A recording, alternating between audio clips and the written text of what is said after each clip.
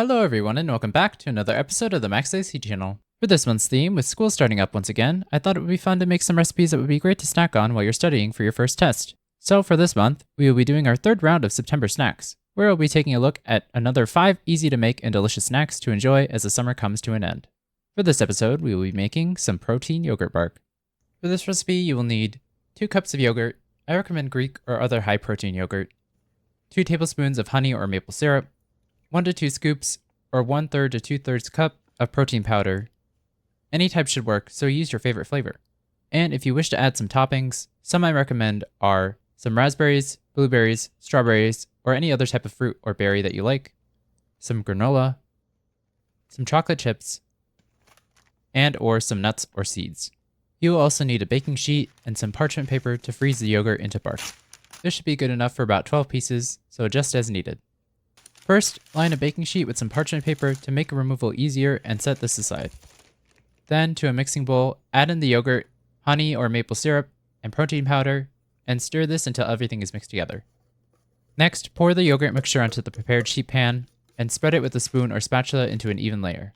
It doesn't need to perfectly fill the pan, just try to spread it out as evenly as possible, so it freezes evenly.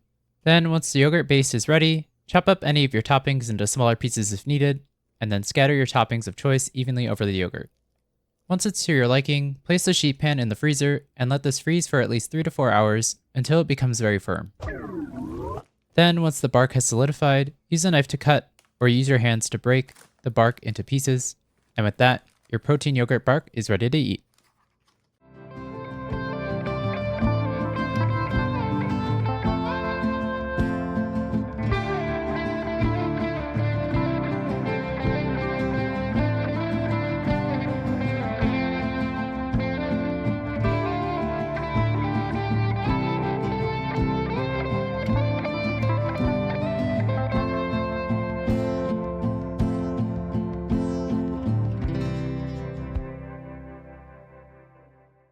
One thing I'd love to snack on when looking for something sweet but still healthy is yogurt.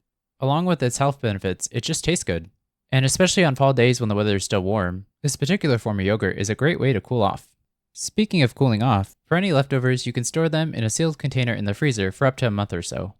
But once you remove them from the freezer, I would recommend consuming them right away, since it'll start to melt almost immediately.